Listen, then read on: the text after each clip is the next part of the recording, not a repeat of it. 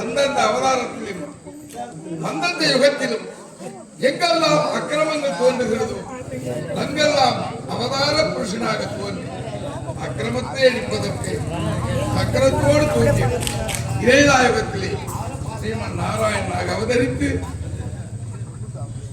திரேதா துவாபர கலி என்று சொல்லக்கூடிய 4 யுகத்திலே இப்போது துவாபர யுகம். இந்த துவாபர யுகத்திலே வசுதேவனுக்கும் தேவைக்கும் 8வது பிள்ளையாக அஷ்டம புத்திரனாக கிருஷ்ணன் கண்ணன் என்று பெயர்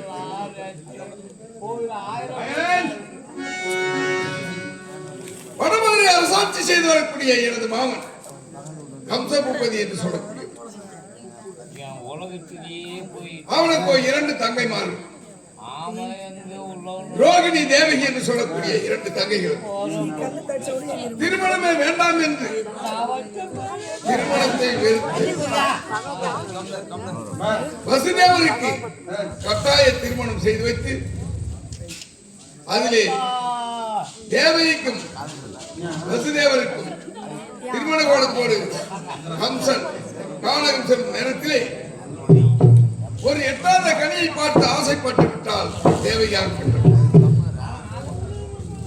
தங்கை ஆசைப்பட்டால் என்பதற்காக 8வது கனியை எட்டி பறித்து கொடுத்த கம்சன் அப்பொழுது அசரீரி வாக்கு, ஏ கம்சா, எப்பொழுது நீ 8வது கனியை எட்டி பறித்தாயோ அந்த கனியை புசிக்கும் உன்னுடைய தங்கை 8 பிள்ளைகள் பிறக்கும், அந்த 8வது பிள்ளையால் உனக்கு கட்டாய மரணம் என்று அசரீரி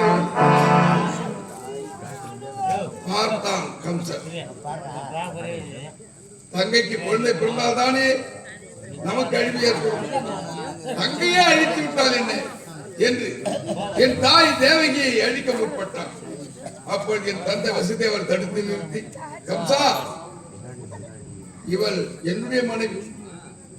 எப்பொழுது எனக்கு நீ திருமணம் முடித்து விட்டாயோ அதனால் என்னுடைய மனைவி. உன்னுடைய தங்கை என்ற உறவு உன்னோடு இருக்கட்டும். ஒருவேளை எங்களுக்கு பிள்ளை என்று பிறந்தால் குதிர கோலத்தோடு கொண்டு வந்து பிறந்த கோலத்தோடு கொடுக்கின்றேன். அதை வளர்த்தாலும் அழித்தாலும் உபதிஷ்டம் என்று தெரிவித்தார். சரி, அப்படியாகட்டும். வசுதேவரே, நீ தந்தைக்கு தந்தையாக குருவுக்கு குருவாக என்னை வளர்த்து வந்த காரணத்தினால் உமது வார்த்தையை நம்பி விட்டு விட்டு செல்கிறேன். அப்படி என்று நம்பி விட்டு விட்டு செல்ல அந்த நேரத்திலே குழந்தைகள் பிறந்த ஒவ்வொரு குழந்தையும் எடுத்து சென்று வசுதேவர் ஒப்படைத்துக் கொண்டிருந்தார். 6 குழந்தைகளை ஈன்றெடுத்து விட்டால் என் தாய் தேவி.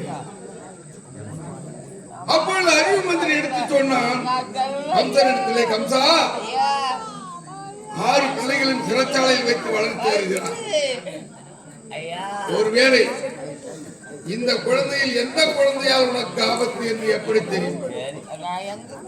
அதனாலே இந்த குழந்தையை உயிரோடு வளர்த்து வருவது உனக்குத்தான் ஆபத்து என்று.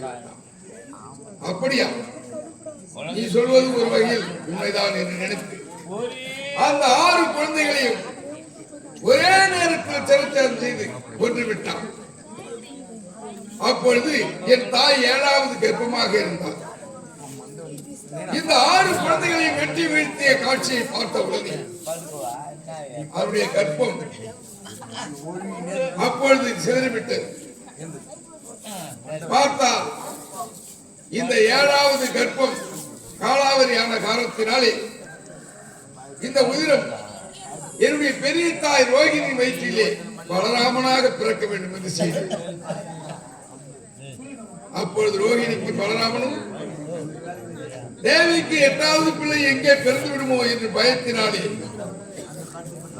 என் தாய் தேவியையும் வசுதேவரையும் கைகால்களுக்கு விலங்கிட்டு தனித்தனியாக கண்ணாடி மாளிகையில் சிறைச்சேலை வைத்து விட்டார். அப்பொழுது என்னடா இது, இப்பேற்பட்ட காரியத்தை செய்து விட்டார்கள்.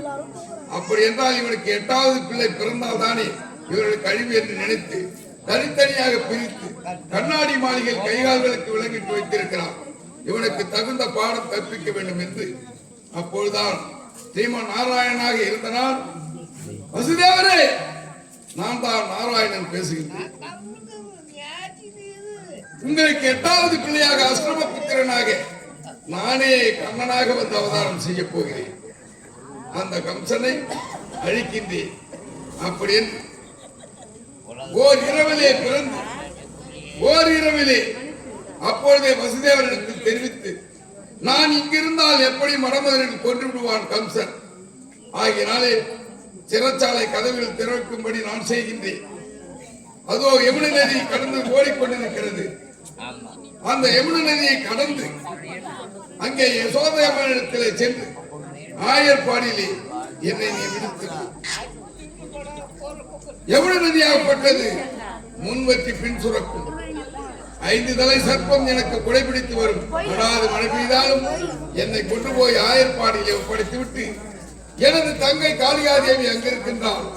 அன்னவளை கொண்டு வந்து உன்னது மனைவி தேவி பக்கத்தில் கிடத்தி பிறகு நான் பார்த்துக் கொள்கிறேன் என்று தெரிவித்தார். அதன் பிரகாரமே அப்படியே செய்துவிட்டான் என் தந்தை வசுதேவன். பிறகு ஒருத்தி மகனாக பிறந்து ஓரிரவிலே ஒருத்தி மகனாக வளர்ந்தவனா. அப்பொழுது எனக்கு 2 தாய்மார்கள். ஒன்று தேவகி, என்னை ஈன்றெடுத்த தாய். என்னை வளர்த்து வந்தவள் ஆயர்பாடியிலே யசோதையம்மன். காலம் கடந்தது.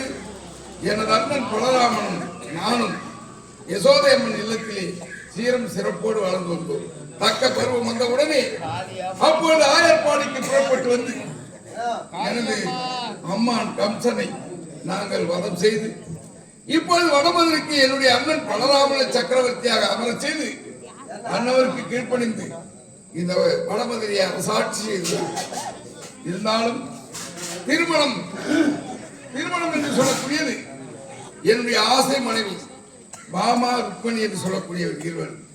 இவர்கள் எல்லாரும் கால் ஏந்தி சார்மதி இப்படிப்பட்டவர்கள் எல்லாம் பட்டமஸ்திரிகள் 8 பேர்கள். அப்பொழுது 12,000 கோயில்மார்களோடு லீலைகள். இப்பொழுது இந்த வடமதுரையே அரசாட்சி செய்து வருகிறோம். மன்னாரி மன்னர்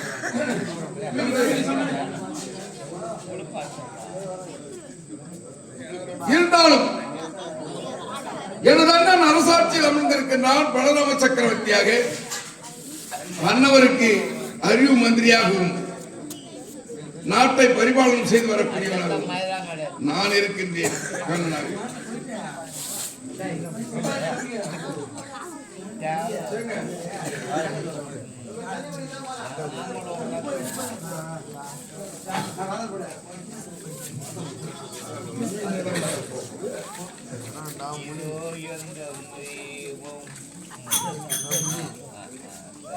இந்த வடமதுரை பரிமாணம் செய்து வரும் நேரத்திலே எங்கெல்லாம் என்ன குறை ஏற்படுகிறதோ அதையெல்லாம் எனது அண்ணனிடத்தில் சொல்லி நாங்கள் இருவரும் அதை நிவர்த்தி செய்து கொண்டு வருகின்றோம்.